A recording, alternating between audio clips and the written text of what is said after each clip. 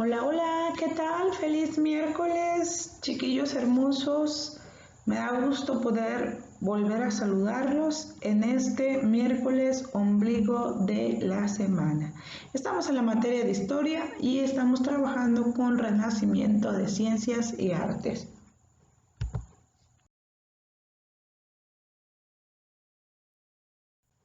Este día vamos a orar por la salud. Vamos a orar. Querido Dios, tú sabes nuestras necesidades y las conoces perfectamente. Te alabamos porque eres bueno y grandes son tus misericordias. En esta mañana, Señor, te pedimos que nos des salud. También a las personas que amamos, cuídalas por favor. Y a las personas, Señor, que están en diferentes lugares sufriendo o padeciendo de alguna situación, ayúdales a salir adelante, por favor, querido Padre. Bendice a todas las personas que están alrededor de nosotros y danos sabiduría para entender este tema. En el nombre de Jesús, amén.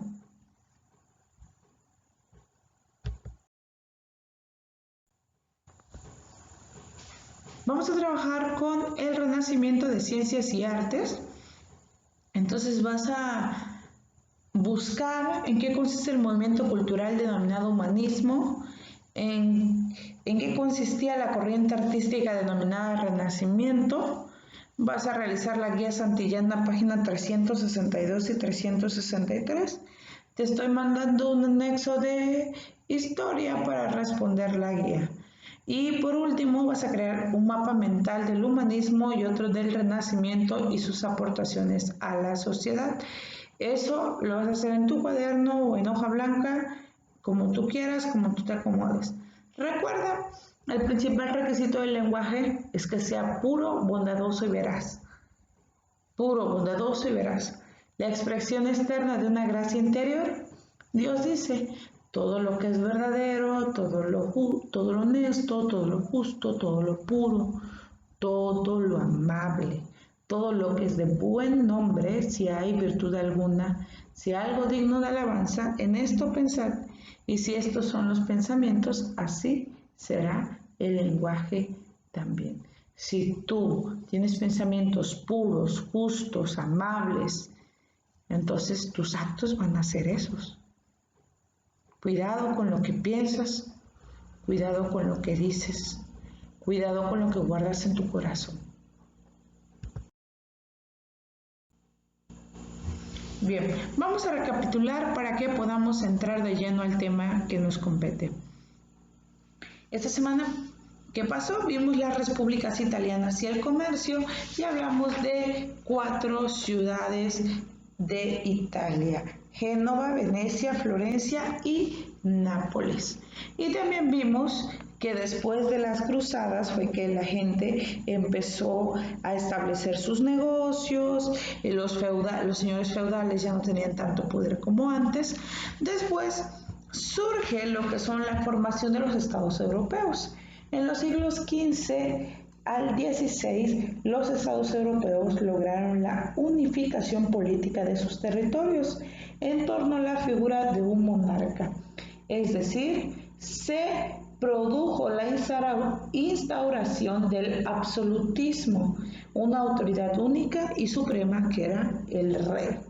En España, los reyes católicos lograron unificar a partir de reconquistar el territorio contra los árabes invasores. Por su parte, Enrique VIII e Isabel I de Inglaterra pactaron con comerciantes y corsarios para fortalecer su poder. La consolidación del Estado francés ocurrió después de la Guerra de los 100 años y fue producto del pacto entre el rey y la burguesía. Portugal, por su parte, se consolidó a partir de la unión de las provincias y gracias a sus exploraciones marítimas también se convirtió en una potencia comercial. Es decir, el fin de la Guerra de los 100 años sucede en 1453. Se unen Castilla y León y hacen la alianza con Granada en 1492. Enrique VIII llega al poder de Inglaterra en 1509. Felipe II, que es el rey de España, se convierte en rey de Portugal en 1580. Walter Raleigh funda la colonia de Virginia en 1584 y Portugal se separa de España en 1680. Bueno, dado esto, también surge algo interesante, que es cuando viene la caída de Constantinopla y el cierre de sus rutas comerciales en 1453. Esto marca el fin de la Edad Media por las rápidas y profundas transformaciones que siguieron después de la caída de Constantinopla.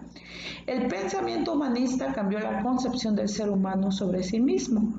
El cierre de las antiguas rutas comerciales con Oriente, después controladas por los turcos musulmanes, llevó a la búsqueda del camino alterno y a grandes descubrimientos insospechados. Españoles y portugueses fueron los primeros en aventurarse y encontrar nuevas rutas hacia Oriente. El portugués Vasco de Gama navegó por la orilla de África hasta las costas de la India, mientras que en 1492 el genovés Cristóbal Colón partió con el mismo propósito de llegar a la India, pero ¿qué crees?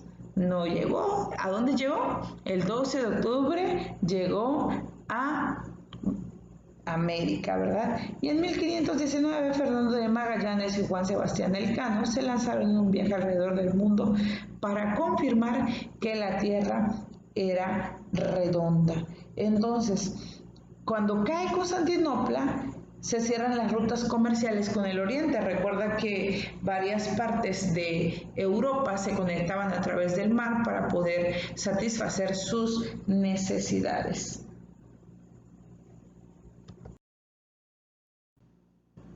Las ideas y el arte en la Edad Media europea se centraban en la reflexión acerca de Dios y de la vida después de la muerte.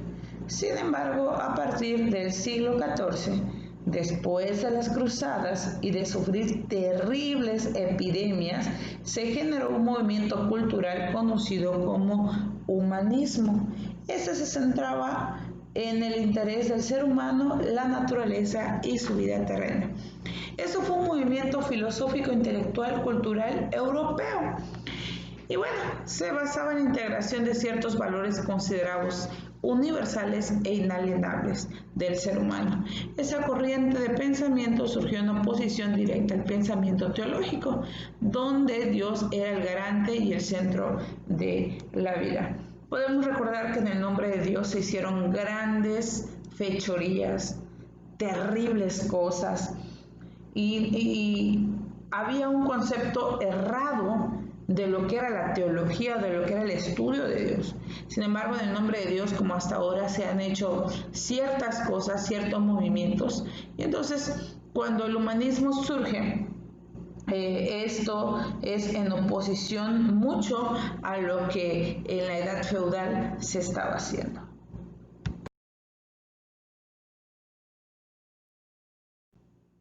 El pensamiento humanista es generalmente entendido como una doctrina antropocéntrica. La organización de la sociedad debe darse de tal modo que el bienestar humano esté garantizado. Es decir, el humano es todo, se centra en sus intereses, en sus necesidades, absolutamente en todo. Antropocentrista quiere decir, bueno, que es con el humano. El centro de todo es el humano.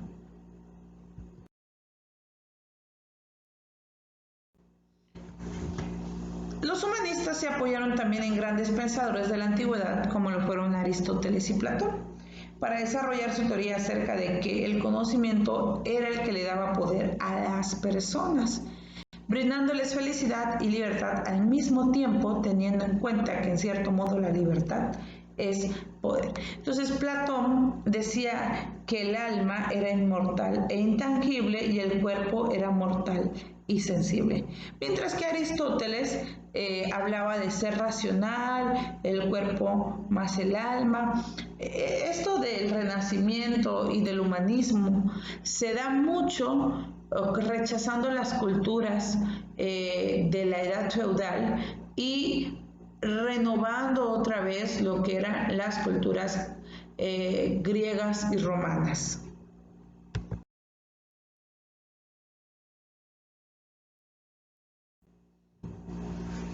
Actualmente esta corriente se opone a tendencias consumistas. El humanismo rechaza el consumismo, el narcisismo y la exaltación corporal, a todo aquello que implique un fin de explotación del humano, principalmente de su cuerpo. Por supuesto que también está en oposición de las condiciones laborales deplorables en las que se encuentran muchos trabajadores y a la discriminación. Sin embargo, podemos darnos cuenta también que el humanismo, al centrarse solamente en el ser humano, podemos dar por sentado que muchas personas, al querer ser el centro y evitar lo que Dios nos dice, pues prácticamente cometen fechorías y hacen cosas malas. No podemos afirmar que todos son malos, sin embargo, nadie puede ser perfecto y justo porque la Biblia dice que no hay buenos más que Dios. Es interesante notar del humanismo que la imprenta se da en el año 1450 por Johannes Gutenberg. Este fue un revolucionario que su invento permitió pues el hacer más fácil los libros, ¿no? Los panfletos. Y lo primero que imprime Gutenberg, ¿qué crees que es? La Biblia. Es lo primero que Gutenberg imprime. Otro factor importante que se da en el humanismo es la creación de importantes universidades. Acuérdate que cuando vimos lo relacionado de la semana pasada, que eran las repúblicas italianas y el comercio, se empiezan a generar universidades como la de Alcalá, Henares, Lovaina, donde se atribuye el comportamiento de la proliferación de las ideas humanistas y el pensamiento crítico. El humanismo va estrechamente de la mano con el Renacimiento, porque es algo que surge pues justamente allí, en el momento, en el movimiento que se está dando.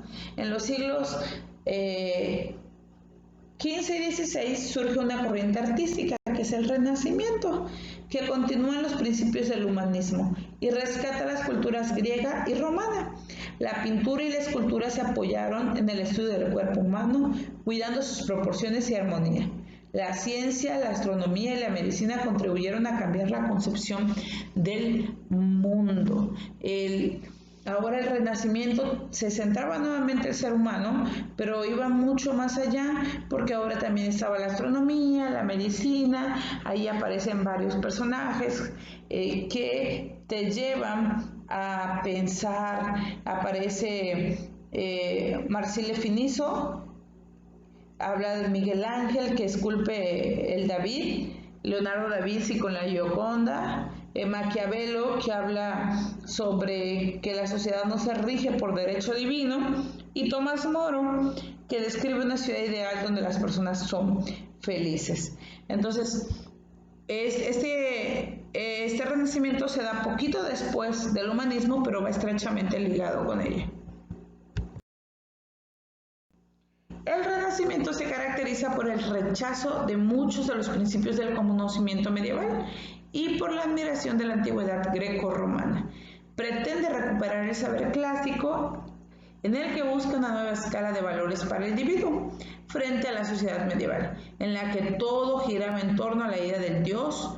Durante el Renacimiento, el hombre pasa a ser el centro del universo. Ahora dejan a un lado a Dios y emplea la razón como fuente de conocimiento y busca la verdad a través de la reflexión personal y la investigación. Es curioso, fíjate, es curioso porque si tú investigas, muchos también de los personajes que aparecen en el Renacimiento fueron personas que creyeron en Dios, fueron personas que inclusive hicieron obras de arte inspiradas en el Jesús histórico. Tal es el caso de Leonardo da Vinci, que pinta la Última Cena.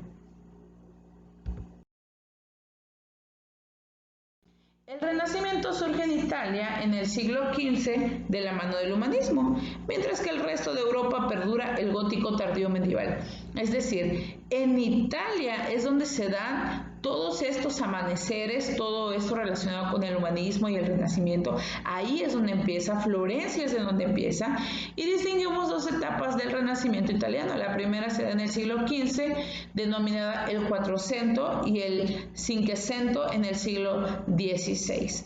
Es interesante notar que tuvo varias etapas esto y todo se fue dando de acuerdo a cada estado, a cada ciudad, y se fue adaptando de acuerdo a la ciudad. No podía llegar así como estaba en Italia porque Italia ya tenía mucha ventaja sobre los otros estados europeos, sobre los otros lugares europeos. Bien, para ir terminando con este tema, fíjate que el Renacimiento y, bueno, el humanismo y el Renacimiento son corrientes filosóficas y van relacionados, es una corriente filosófica y es arte, y va relacionado al humano como el centro de todo. Sin embargo, si tú te has puesto a pensar, si el humano es el centro de todo, entonces prácticamente muchas de las cosas malas que se hacen, como matar o seguir tus pasiones, seguir tus deseos, lo que tú pienses, lo que tú creas, entonces no tendría por qué otra persona sufrir las consecuencias de lo que tú haces. Cada decisión que tú tomes determinará el futuro de muchas personas más. Ejemplo, si tus papás un día deciden irse de la isla a otro lugar, repercutirá en ti. ¿Por qué? Porque tú te vas a ir con ellos, tú vas a crecer con ellos allá, y entonces en esa ciudad vas a tener nuevos amigos y allá es posible que hagas una vida diferente, allá estudies la universidad. ¿Y dónde quedó tu vida en Cozumel planeada? ¿Ya? Entonces es importante que tú vayas pensando que una de las grandes enseñanzas de la Reforma Protestante, que vamos a verlo en la siguiente clase, fue la suprema autoridad de la Escritura, sobre todo asunto en la tierra y principalmente en la vida de cada creyente. Es cierto que la Iglesia, porque no podemos negarlo, ha hecho cosas terribles en el nombre de Dios, ha tergiversado la verdad y ha cambiado mucho de lo que Dios quería para nosotros. Sin embargo, tú puedes seguir confiando que tienes un Dios en los cielos. Y te invito a leer tu Biblia, te invito a que busques la verdad, a que no creas en todo lo que te digamos, sino que tú lo confirmes. Y si tienes dudas, tú puedas acercarte a la Biblia con oración para que Dios te pueda iluminar y te pueda dar sabiduría para entender. Deseo lo mejor para ti y acuérdate que el esfuerzo humano más el poder divino es igual al éxito.